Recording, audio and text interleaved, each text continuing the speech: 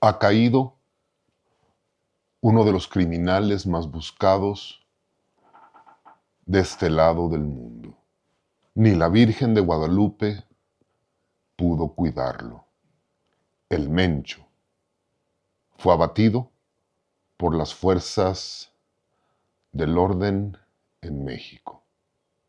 Estos negociantes de lo ilícito tienden a querer protegerse utilizando herramientas más allá de las armas de fuego y recurren a las creencias y los rituales obscuros para protegerse. Ego tenebris. Ego tenebris. El domingo 22 de febrero fue abatido el Mencho en Tapalpa. La noticia ya corrió por todo el mundo. Todo el mundo habla de la captura y el último día de vida del Mencho. Pudimos ver en televisión y en redes sociales fragmentos del operativo que la Guardia Nacional y el Ejército Mexicano llevaron a cabo para capturar a este negociante de lo ilícito. Aquí hay muchos temas que quiero compartir contigo. Más allá del uso de sustancias, que no se ha visto afectado nunca por la caída de todos estos capos, por la desaparición de carteles, desde los carteles colombianos, todas las organizaciones que han cambiado, modificado, desaparecido, la demanda de sustancias no ha disminuido. La oferta de sustancias, es decir, la venta al menudeo en las esquinas de el mayor consumidor, no ha disminuido. Es decir, estos actos no afectan al negocio global. Entonces, no hay mucho que se pueda hablar al respecto desde el tema del negocio como tal. El negocio va a seguir existiendo mientras siga siendo legal, por un lado, y mientras haya consumidores, va a existir la forma de que la sustancia llegue a donde debe llegar. Así que en ese tema no me voy a meter. Inicié la cápsula diciendo que ni siquiera la Virgen de Guadalupe pudo proteger al Mencho. El Mencho era el líder de una organización criminal conocida como Jalisco Nueva Generación. Y era de las pocas organizaciones criminales que no estaban relacionadas con rituales obscuros. El Mencho era un devoto de la Virgen de Guadalupe. Hay tres tipos de personas notorias en el mundo que recurren al ritual mágico, al ritual oscuro o al ritual religioso como protección, porque saben que el éxito o su carrera es una carrera que tiene poco tiempo, poca vigencia. Es decir, ellos, los que se dedican al tráfico de sustancias, los políticos y los artistas, saben que su tiempo está contado y por eso recurren a diferentes creencias o sustentos religiosos. El Mencho era un devoto de la Virgen de Guadalupe y no hay forma de que ni la Virgen, ni la Santa Muerte, ni los paleros del Palo Mayombe puedan garantizar más allá del tiempo que tienen medido, el destino de estos personajes. Las creencias de estos políticos, artistas y negociantes de lo ilícito. Es curioso que estén juntos estos tres grupos, ciertamente. Los traficantes de lo ilícito tienen diferentes santos o diferentes figuras a las cuales le piden protección, le hacen ofrendas a cambio de mantener a sus rivales, a sus enemigos a raya y que el negocio prospere. Una de estas figuras es Valverde. Era un ladronzuelo que también fue abatido y justo donde fue abatido, la gente local empezó a llevarle piedritas y ofrendas. Y la figura mitológica nació en ese momento. La Iglesia Católica no ha querido reconocerlo como santo, sin embargo, un gran porcentaje de estos negociantes de lo ilícito que se dedican a el robo, a mover sustancias, a secuestrar, a traficar con mujeres, etc. Lo que le piden a Martín Valverde que no les pase nada, que puedan regresar a casa cada noche después de un día de trabajo. Esa es una de tantas creencias. Otra muy popular dentro de estos grupos es la figura de la Santa Muerte. Tienen sus altares con la Santa Muerte, le llevan ofrendas, tabaco, tequila, mezcal y piden exactamente lo mismo. Otros grupos buscan protección en el palo mayombe. Aquí hay que tener mucho cuidado. No hay que confundir la santería con el palo mayombe. Aunque ambas son de tradición africana, la santería como religión no es lo mismo que el palo mayombe. Y en estos rituales de iniciación en el palo mayombe se dan los famosos rayamientos. ¿Qué es lo que hace diferente el palo mayombe? En el palo mayombe la figura principal es la nganga, que es una olla generalmente de hierro en donde hay palos y restos humanos, específicamente huesos. Aquí, mucho cuidado con lo que voy a compartir contigo. No se trata, hay que elegir, y esto lo hace la figura de mayor autoridad, que es el palero, eligen los huesos de un difunto que murió en condiciones muy específicas. Hay que tener mucho cuidado porque si eliges los huesos de una persona que, por ejemplo, decidió terminar su vida por mano propia, no son unos restos favorables. Entonces, de ahí viene los malentendidos que los satánicos en la década de los 80 hicieron con su olla, alimentándola con víctimas del líder de estos satánicos. Y buscan exactamente lo mismo, que los enemigos no puedan hacerles daño y que el negocio prospere. A la fecha, todos los dirigentes, todos los que se dedican a estos negocios, saben que tienen los días contados, ya sean los días de vida o los días de libertad.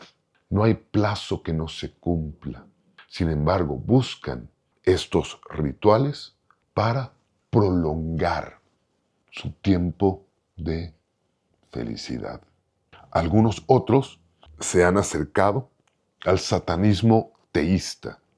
Organizaciones como la Unión Tito creen tanto en la Santa Muerte como en la figura de Lucifer como figura protectora. Y esto nos lleva siempre a pensar, entonces, ¿estos grupos de delincuentes son satánicos? No, no lo son. Sabemos que el Mencho adoraba a la Virgen de Guadalupe. Pero no me voy a meter en la moralidad, ni voy a empezar a comparar las doctrinas de Anton Szandor con los actos de las personas que deciden no juzgar bajo las reglas, ni las reglas morales, ni las reglas institucionales, es decir, las leyes. En el momento en el que alguien decide no juzgar y no seguir las normas o las leyes, se está enfrentando a un sistema que eventualmente lo va a aplastar. Este no es un video moralista.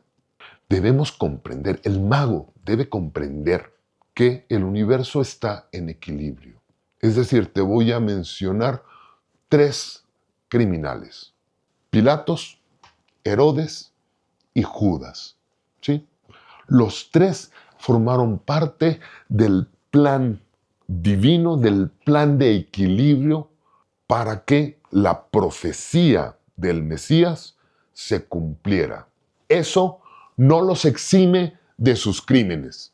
Sí, el mismo Jesús le dio un pedazo de pan a Judas para que el diablo se le metiera y entonces fuera a traicionarlo. Eso no exime a Judas de haber sido un hombre pequeño, temeroso, que no entendió el mensaje. Pero el equilibrio se mantiene en el universo.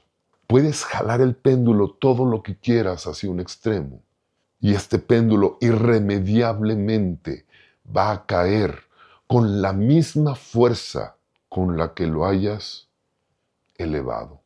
El Mencho pudo haber sido adorador de la Virgen de Guadalupe. Sin embargo, en la organización había rituales de iniciación. Los rituales de iniciación de las organizaciones. Todas las organizaciones tienen sus rituales de iniciación. Pero le voy a cambiar el nombre para que tú no te sientas ofendido. Tú que haces tus ritualitos todos los días. Hablemos de las novatadas famosas. Cuando entrabas a la prepa, cuando entrabas a la universidad, cuando entras a cualquier grupo, recibes tu novatada, tu ritual de iniciación. Aquellos que han jugado fútbol americano tienen que disfrazarse y salir a pedir dinero a las calles disfrazados para comprarse su uniforme. Ese es un ritual de iniciación. Bueno, las organizaciones que van en contra de la moral y de las leyes tienen sus rituales de iniciación. Y los rituales para integrarse a estas organizaciones puede variar desde ir con el palero a recibir un rayamiento hasta lo que hacía el Mencho de obligar a los nuevos integrantes a comer los órganos de las víctimas de la violencia que ejercía. Recuerda que hay 3 pecados principales: el miedo, la tristeza y la agresión. Los grupos políticos y los grupos de negocio utilizan la agresión para quitarle a los demás lo que quieren tener, ya sea un territorio, ya sea lo que sea, utilizan la agresión para eso. Y para deshumanizar a sus integrantes, los obligan a cometer homicidio y algunos a comerse los órganos de sus víctimas. Eso lo hacía el Mencho. Y no tiene nada que ver con sus creencias religiosas. Él sabía que son mecanismos para generar terror. Sí, porque lo que vimos el 22 de febrero del 2026 fue una respuesta de terror. Y todos los que están aterrados, que es otro de los pecados, estaban aterrados el domingo. Y el lunes, algunas escuelas, algunas universidades, el lunes cerraron Cerraron por el terror, por esta paranoia que genera las reacciones inmediatas de los grupos violentos para evitar más daño a la organización. Un paréntesis. Todos estos buitres estafadores, los otros, los que no son tan peligrosos, pero también son muy peligrosos, los buitres estafadores que te hablan de numerología y te hablan de astrología y te leen el tarot, salieron luego con que el 22 de febrero es una fecha fatídica. ¿Por qué? Porque la primer captura del Chapo Guzmán también se dio un 22 de febrero. El Chapo Guzmán se escapó de prisión un año después, así que no fue tan fatídico. Pero como tú tienes muy poca memoria, dices, sí, 22 de febrero, el Chapo y el Mencho, mismo día, numerología, 2, 2, 22 y febrero es el mes 2, entonces el número 2 es muy malo para entrar a cualquier negocio. Por favor, recuerda que el mago no puede ser supersticioso, pero tampoco puede caer en la paranoia. Si yo te hice un video hace algunas semanas de que las cosas iban a empeorar, pero te hice el video no para que entraras en la paranoia o en el sufrimiento sin sentido. Ahora, ¿qué hace o cuál es el deber de un mago en estos momentos? El mago no puede influenciar los destinos de la humanidad. Es muy riesgoso hacerlo. En alguna cápsula de esas pequeñitas que hice en otras redes sociales, te platicaba lo que es el trabajo de evocación de un ser superior. Y ahorita me voy a tomar la libertad de repetirte esa información. Evocar un ser superior es equivalente a que un grupo de hormigas en tu cocina te evoque a ti.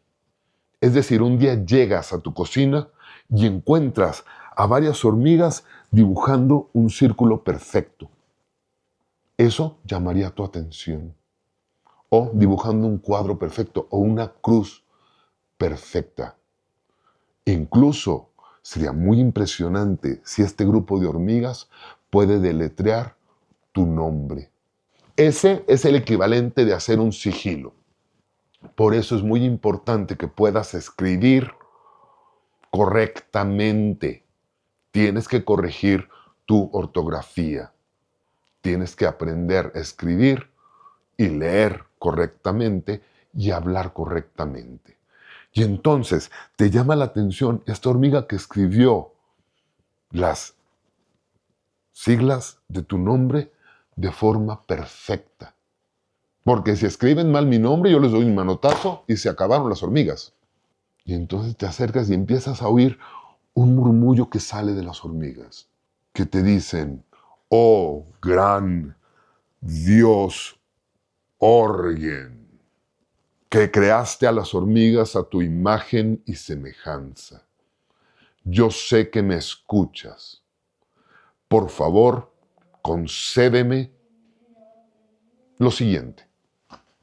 Y probablemente me pidan una taza de azúcar, o me pidan una caja de cartón para poder hacer su hormiguero, o me pidan una maceta, o me pidan cualquier cosa que dentro de mis posibilidades les puedo conseguir. Esa sería el equivalente de lo que haces cuando generas un trabajo de contacto, de evocación con seres superiores. Pero a veces las hormigas piden cosas imposibles. O no imposibles, pero de pronto una hormiga dice, es que quiero que aquella otra hormiga que no sabe que existo se enamore perdidamente de mí. Y yo, pues, ¿cómo puedo lograr eso? Lo logro de la manera más práctica.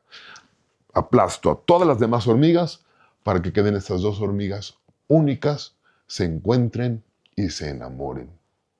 Y entonces la hormiga original diga, oh por Dios, ¿qué hice? Por eso es que el mago no puede interferir con el equilibrio del universo. El mago no puede andar pidiendo que se acabe el hambre mundial, no puede andar pidiendo la paz, no puede andar pidiendo que estos grupos desaparezcan, porque no conoces las implicaciones de lo que estás pidiendo. ¿Qué es lo que debe hacer un mago en una situación de crisis? Te lo digo por experiencia. Lo único, bueno, el mago puede hacer dos cosas. Ahora, para que esto no sea tan oscuro, te voy a poner otro ejemplo. Vamos a suponer que tú o que yo estamos trabajando magia, estamos haciendo un trabajo de voluntad y entonces nos fuimos a el Iztaccíhuatl a buscar el adoratorio en el que trabajaba Crowley. Y en el camino, después de acampar 2 o 3 noches, encontramos un jaguar. Un jaguar que con la mano en la cintura y con una caricia de sus garras puede acabar con mi vida en cualquier momento. ¿Cuál es mi deber y mi obligación en ese momento de crisis? Tengo dos opciones. Una, aceptar mi destino tal cual es.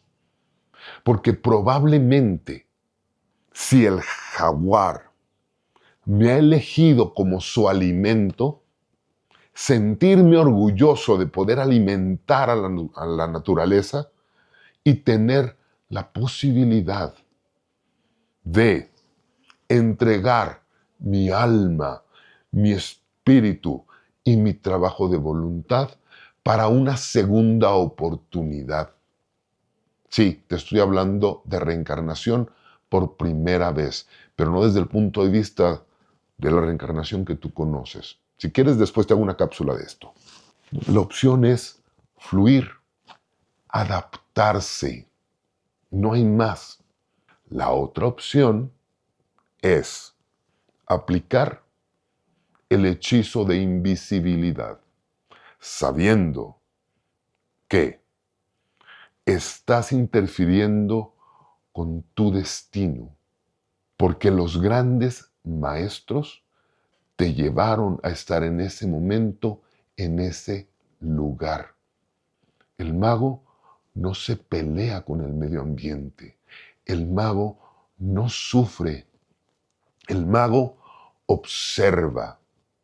Y después de observar, se adapta y sigue adelante.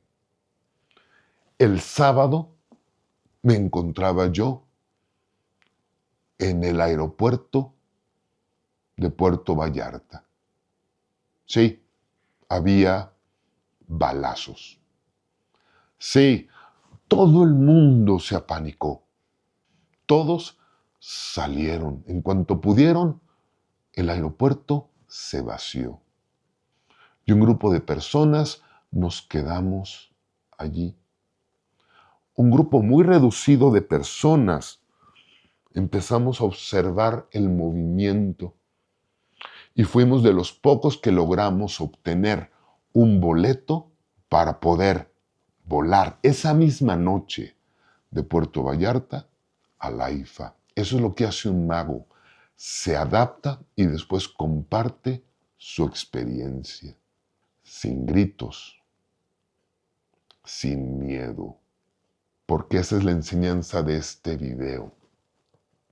En este video, lo único que tienes como certeza es que tu tiempo también está contado.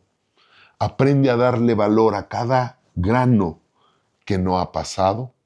Aprende a observar, adáptate y no entres en paranoia.